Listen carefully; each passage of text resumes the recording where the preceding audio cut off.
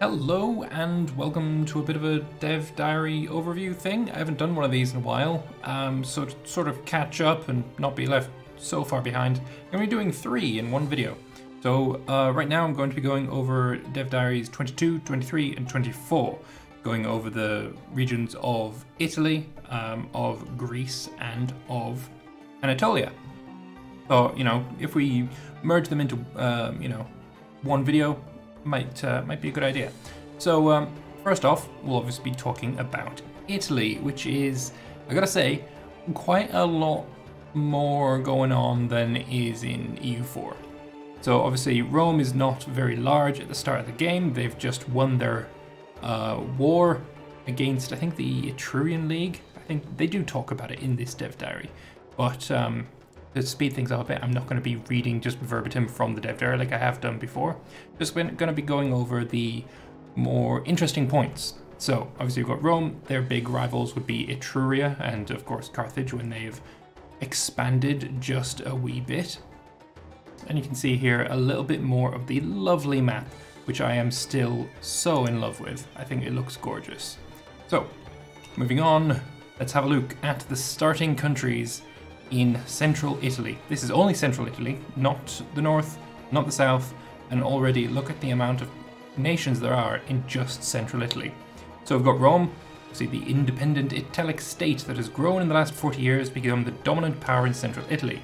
After having just defeated the Samnites and Etruscans, there we go, that's the war I was talking about, acquired a number of new feudatory subject states. Rome is starting to draw the attention of more faraway powers such as Carthage, Rhodes and Epirus. Epirus, of course, being led by the famed Pyrrhus, which is where we get the name, the word Pyrrhic victory from.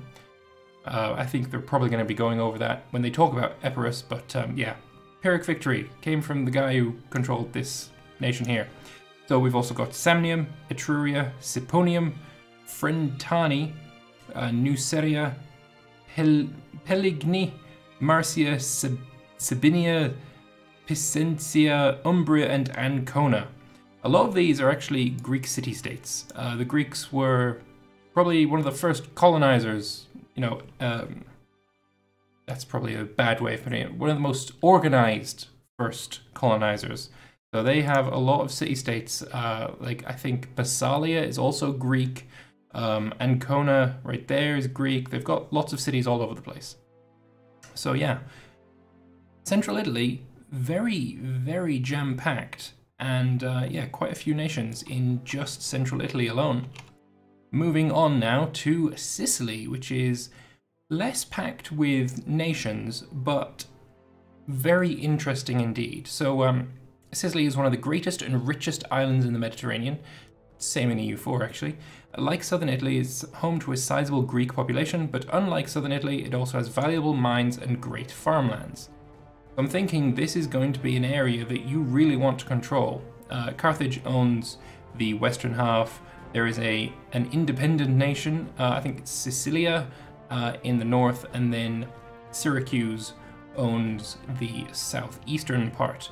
So yeah, it's going to be a very hotly contested area, I think. And going into it, starting countries, Syracuse, Siculia, that's the one I was thinking of, and Carthage. Of course, they're not going to be talking about Carthage in this dev diary because, I mean, it's Carthage. I think it deserves a dev diary all on its own. But yeah, Syracuse is going to be probably a very interesting nation to play as. I'm looking forward to playing as Syracuse. Now, moving on to Magna Graecia, southern Italy. We have Tarentum, Lucania, Messapia, Apulia, Brutia, Croton, Metapontum, Hipponian, Locri, Rhegium, Thuria, and Heraclea. And look at the amount of these that are Greek city-states. 1, 2, not you, 3, 4, 5, 6. And then we've got some tribal kingdoms, tribals, more tribals. Also an interesting place to play in. I think Rome is probably just going to gobble it all up. If you're ever playing as Rome, it's just, free real estate really, isn't it? But yeah, another really jam-packed area. But that's not all for Italy. We also have northern Italy. So we have the starting tribes of Boii, who's probably going to be the second or third most played nation, purely for the memes. We've got the boy, we've got Veneti, Lingones, Cenomani, which were quite influential in the Punic Wars, if I remember correctly. Insubria, Taurinia, Senoni, Frinianti, and the Genuates.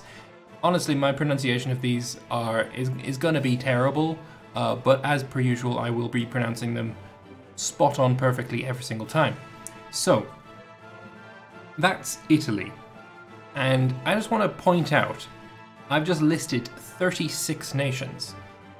In EU4, it's roughly equal to the amount of provinces.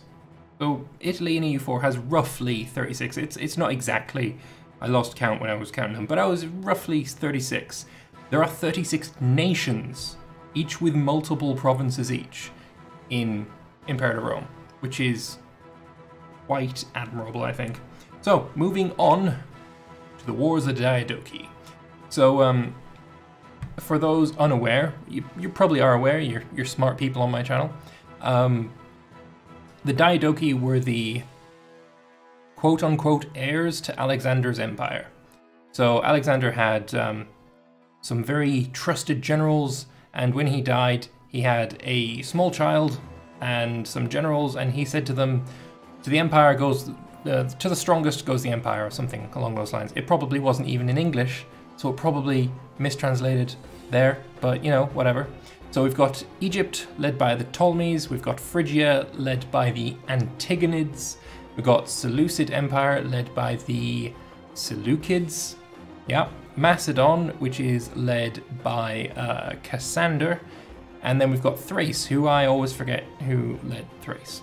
But Macedon is, Cassander, who leads Macedon, son of Antipater, is infamous for being the one that murdered Alexander's son. So he's going to be interesting. He's probably the most evil person on the map at game start. Yeah, so I'm definitely going to be playing as him because I love playing the evil guys, right? So yeah, Macedon, really going to be interesting. So this dev diary is going into the Greek military traditions, which are probably going to be quite interesting. They do say somewhere here to not take the tradition names as really anything solid, right? You can play as Macedon and follow the Seleucid path, if you so desire. Greek path and then the Antigonid path are the other two. So it looks like, to me, the Seleucid path is very cavalry heavy, with a bit of light infantry, a bit of mercenaries, but mostly cavalry. So we've got cavalry here, got cavalry, and then some mercenaries. So if you're wanting some really good cavalry, you probably want to go down the Seleucid path. The Greek path is probably what I'm going to be focusing on because heavy infantry morale, heavy infantry maintenance cost, heavy infantry discipline. I like me some heavy infantry. And obviously the silver shields being Alexander's sort of his special unit, if you will. Having one of your bonuses being the silver shields sounds pretty cool to me. And then we've got the Antigonid path, which is kind of a bit of everything. Lots of light infantry stuff, archer discipline. We've got some raiding, which is going to be quite interesting as well. Some cavs, some ships, and some experience stuff. So, yeah. I personally think I'm going to go down the Greek path when I play in Greece most often because I just like the idea of it. But anyway, moving on. We have to go forward again. There we go. So, starting in Greece, we have Macedon, the original kingdom of Alexander, now ruled by the Antipatrid dynasty under Cassander, as I said. Thoroughly militarized, it's not the richest part of Alexander's empire, but it has flourished under the rule of the Antipatrids, so Antipater and Cassander, etc. Cassander ordered the murder of the last heirs of Alexander, once entrusted to his father. This proved to be quite an unpopular move among the Greek cities, but one met with no opposition from the other Diadochi. Interesting stuff. So, yeah, Thrace is the realm of Lysimachos, which is why I always forget his name because it's so difficult to not understand, but say. And, yeah, he wasn't too influential. Thrace and Macedon actually start in an alliance, if I remember correctly.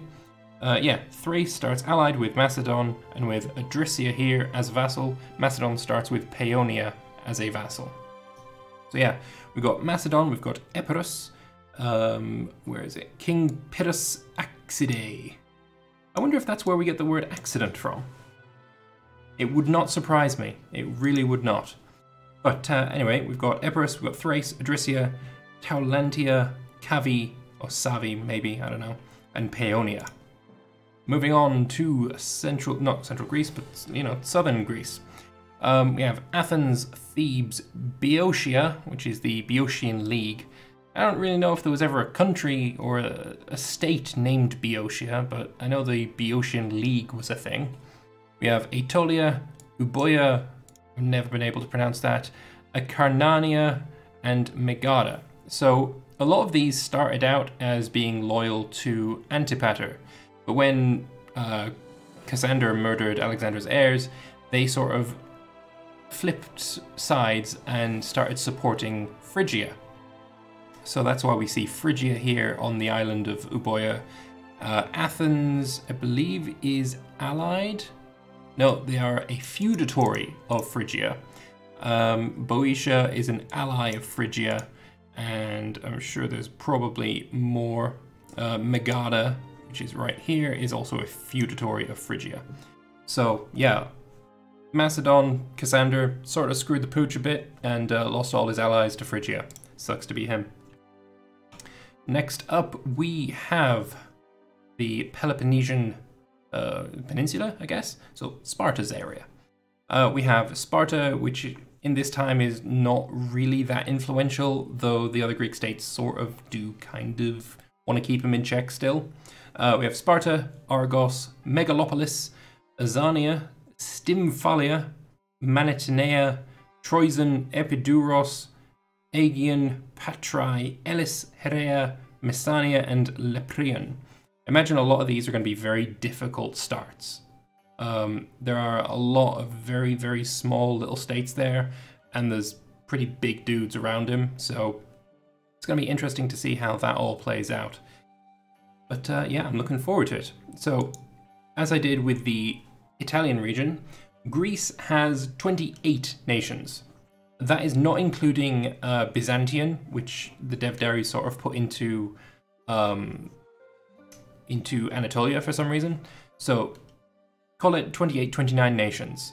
For comparison's sake, that's about a dozen more than EU4 has provinces in the region. And you can sort of see why, because I believe this Peloponnesian area is 2 provinces in EU4, and look how many nations are crammed into it. Oh, so good. I'm looking forward to this so much. All right, well, let's move on to the religion Dev Diary, also Anatolia. So, for some reason, I don't know if I would say some reason, but they are saying that the ancient world religion was not quite as important as in the periods covered by some of our other games, like the Age of Reformation in EU4 or the Crusades in Crusader Kings. And while I get where they're coming from, there's no really big religious wars spanning, huge areas. I do think that religion was hugely important to individuals and to states. For example, religion pretty much dictated how Rome worked. I will put a link in the description to a video by Historia Civilis, who goes into the religion and how it basically controlled the lives of Roman politics, because it's very, very interesting, and I think it sort of makes me disagree with this quite a bit. Greece as well, you can't go to war unless the omens are right. Omens in general are something, it enforced policy. And I think, yeah, I don't agree with this purely because of that. So, yeah, there's a few religions in the game. Not a small amount, but probably not as many as EU4 if you're counting, Sunni and Shia and Ibadi as all separate. But if you count them all as Muslim, then probably there's about the same. So we've got Hellenic, which is obviously the Greek ones, Kemetic, which is Egyptians, the Canaanites, we've got the Zalmoxians, the Dacians and Getae are Zalmoxians, never heard of it before to be honest. Druidic, which is in the British Isles, I believe also Gaul. Iberic, which is obviously Iberia. We've got Jewish, Zoroastrian, Matrist, North African, Tuistic, Arabic, apparently Arabic religion before Muhammad is the thing. I wouldn't actually know anything about that, to be honest. Ritualist, Buddhist, Hindu, Bön, I don't know. Tibetan Plateau religion, not sure. Heptadic, Sibylline, Chaldic, Armazic, and Chaldean. Chaldeans, I mean, they're in Mayo and Taxes for EU4, so they lasted quite a bit. And yeah, interesting. There's a lot of religions. I think there's going to be some interesting play going on. Going back actually to the top, I forgot to mention here that pops that are not of your religion will not be as happy or productive under your rule. Sort of the way that EU4 works as well. If you're not of the religion, you're less productive, but not being as happy as well. I don't think that directly translates into unrest that we see in EU4. So we'll have to see how that really plays out. I assume it's going to be something to do with the characters as well. Characters being less loyal, of course, if they are a different religion, etc. We could see a lot of interesting things with this. Yeah, characters another religion. Your country will have a lower maximum loyalty. Okay, so that's how it works. Pops ruled by a governor of their own religion will be happier and more productive, while the happiness of pops under a governor of a foreign religion will be less happy and more prone to unrest. Religion does not modify opinion between countries, but in diplomacy, a country of another religion will be somewhat less likely to accept your proposals, and characters of the wrong religion also less likely to be elected for office in a republic. Fair enough, that's how it works. Right, next one. Right, we are going to be looking at the coast of Anatolia. So, we have Aeolia, which is the swan right here, Ionia, Miletos, Kos, Nesiotic League, Halicarnassos, Andros, Knidos, and Rhodes. Rhodes is going to be an interesting one, especially as it has this beautiful Colossus of Rhodes. I truly wish that this had survived to the modern day. It's one of the things I really wish I could have seen, because, oh man, it would have been fantastic. Just imagine it. It would have been huge. Oh God, I wish. Anyway, so a lot of nations here, and moving on, we get to see the north-ish area, including Phrygia, which is all of it as well.